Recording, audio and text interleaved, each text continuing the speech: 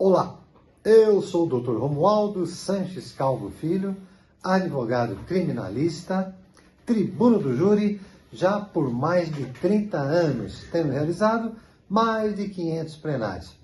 E, com essa experiência que Deus tem permitido, a gente vem lançando aí inúmeros vídeos tratando de temas pontuais no Tribunal do Júri, objetivando abastecer o colega advogado, advogada de todo o Brasil de um material que possa ser útil nas atuações práticas. E hoje, como não poderia deixar de ser, a gente vai continuar, digamos assim, falando mais um pouco sobre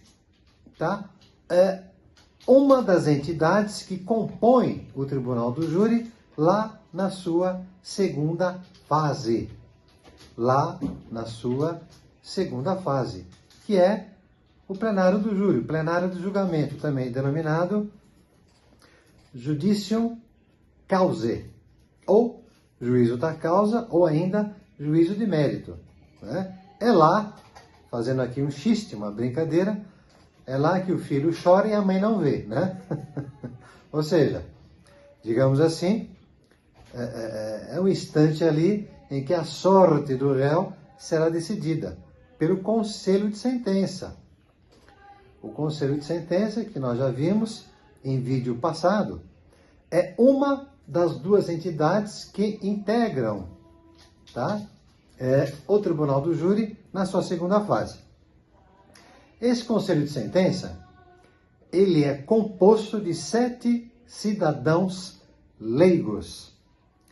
Leigos porque preponderantemente, ou quando não,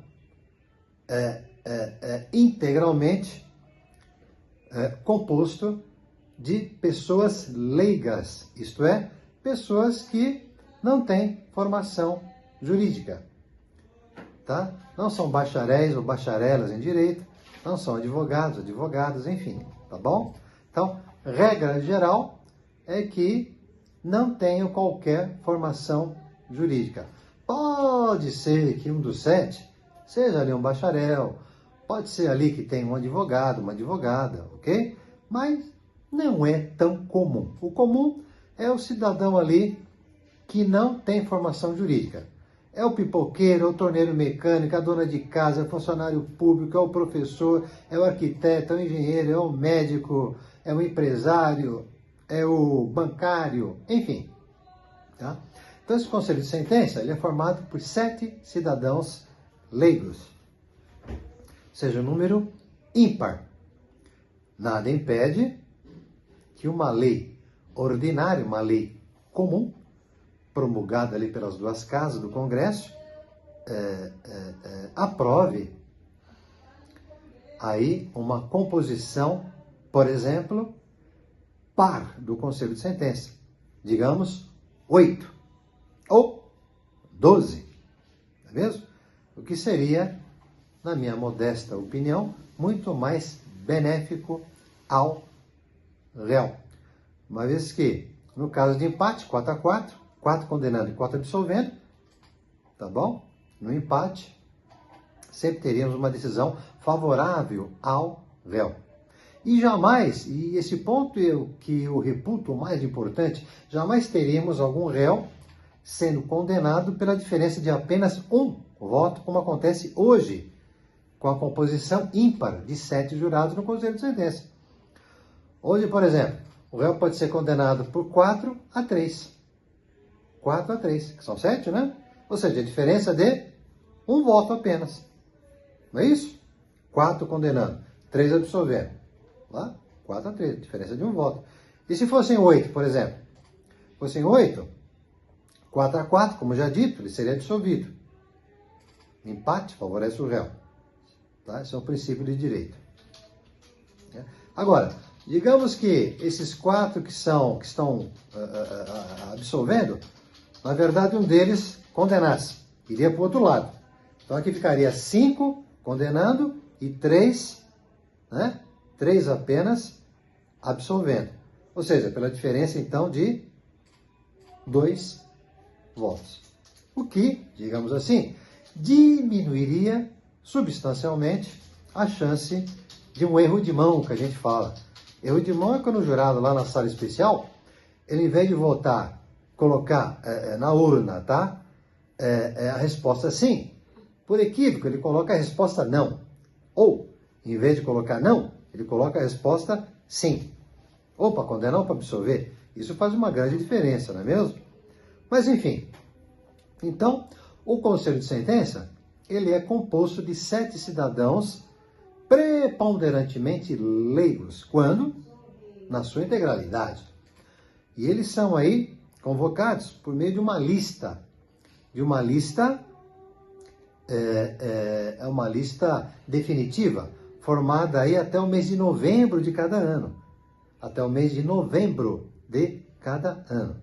Em outubro é formada ali uma lista provisória. Em novembro, uma lista definitiva, tá? De pessoas alistadas ou uma relação de eleitores que são aí essa relação enviada ao juiz-presidente, tá? Por meio do Tribunal Regional Eleitoral de cada estado, ele envia ao juiz-presidente a lista dos eleitores, ou ainda temos associações de classe, não é mesmo? Ou a inscrição voluntária. Eu mesmo fui jurado por longos anos, ainda no tempo de estudante, de acadêmico de direito, e eu servi ali por 4 anos como jurado, porque eu me inscrevi voluntariamente, fui até o fórum e me inscrevi. Você pode também se inscrever, ok? Então, são convocados pelo menos 25 jurados, no dia são sorteados 7 para compor o Conselho de Sentença. E esse Conselho de Sentença, ele tem a função precípua, tá? De julgar o mérito. Alguns pensam que é o juiz-presidente quem julga o mérito da causa. Não. Quem julga o mérito da causa, se o réu merece ser condenado ou absolvido, enfim, são os 7 jurados. O juiz apenas endossa, ratifica, abona a soberana decisão desse Conselho de Sentença. Tá? Então, a função principal do Conselho de Sentença é julgar de fato o fato, soberanamente. A gente diz de fato que são juízes leigos, são juízes populares. Aliás, é a única instituição do Poder Judiciário composta por cidadãos leigos, tá? Leigos. Nós temos na Justiça Militar o escabinado, né? O escabinato. Mas lá, tá bom? Não são, a composição não é feita por juízes leigos do povo. Lá são oficiais, não é mesmo? Militares, bem como um juiz de carreira. Já no júri, não. A composição é preponderantemente formada por juízes leigos, os jurados, que devem ter ali pelo menos 18 anos, estar em pleno gozo de seus direitos civis e políticos, tá bom? E políticos, tá? Devem ser brasileiros, não pode ser estrangeiros, a não ser naturalizados. Naturalizados também pode, sem problema. Uma vez eu fiz um júri em que um dos jurados era um senhor português, né? Tá bom? Naturalizado brasileiro, ok. E não pode ser estrangeiro, tá bom? Então, ter pelo menos 18 anos, está em pleno gozo de seus direitos civis e políticos, tá bom? E ter domicílio na comarca onde aconteceu o crime doloso contra a vida. Ou seja, você não pode importar jurado, né, de outra comarca onde o crime não ocorreu. Tem que ser ali, tá? Do próprio local. Tá? Nada mais justo. Um membro da sociedade local, da comunidade local, onde foi perpetrado o crime doloso contra a vida, julgar um de seus pares. Ok? Esse Conselho de Sentença, como já dito, são convocados 25 e no dia são sorteados 7. Cada uma das partes pode recusar imotivadamente até 3 jurados. Até 3 jurados. E no tocante à defesa, não só até 3 jurados, mas até 3 jurados por réu. Por réu. Tá? A acusação, até 3. A defesa, até 3 por réu. Então, se você estiver defendendo, por exemplo, os réus A, B e C, você poderá recusar imotivadamente até 3 por cada um. Ou seja, no total de 9 jurados. Perfeito? Lembrando que motivadamente, fundamentadamente, você pode recusar tanto os jurados quanto se incluírem em alguma causa de impedimento ou suspeição. Ou seja, a recusa motivada não há limite. Já na recusa imotivada, é 3, no caso da defesa, até 3 por réu. Não precisando assim justificar o motivo. Ok? Os jurados, assim, sorteados pelas partes, melhor dizendo, sorteados pelo juiz-presidente, aceito por ambas as partes, que se houver recusa de alguma das partes, o jurado será recusado e sorteia-se o seguinte, até que se componha um número de 7 cidadãos. Ok? Formado o conselho de sentença, o juiz toma o quê? Toma o compromisso. No Brasil, não é juramento, como acontece na Inglaterra, nos Estados Unidos, é compromisso. Então o juiz fala mais ou menos o seguinte: jurados, em nome da lei, concito-vos a examinar com imparcialidade esta causa e a proferir a vossa decisão de acordo com a vossa consciência e os ditames da justiça. Todos assim, né? Dizem assim, eu prometo, tomam assento, tá bom? E está formado o conselho de sentença, os jurados compromissados, e depois terá início propriamente o julgamento. Né? O juiz entrega cópias principais do processo, especialmente da pronúncia, para que os jurados leiam, para que se inteirem, né, do processo em discussão, e depois segue o julgamento, tá, com seu rito próprio.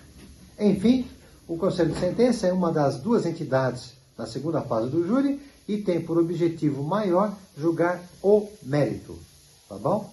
Julgam o mérito da causa. Julgam o fato em si. Enquanto que o juiz-presidente, como veremos no próximo vídeo, julga preponderantemente de direito. Ok? Bem, com esses pontos interessantes, espero aí ter passado, tá, alguma coisa de útil aí aos colegas advogados e advogadas. Lembrando que nós temos um segmento que se denomina mentoria no Tribunal do Júri. Mentoria no Tribunal do Júri, ou seja, consultoria ou parceria em casos reais, práticos, verídicos, que o colega tenha ou possa vir a ter aí no seu escritório, mas que, por insegurança, por falta de experiência, enfim, às vezes declina do caso, né? Não pega o caso. Então, para suprir essa lacuna, nós criamos essa mentoria no Tribunal do Júri.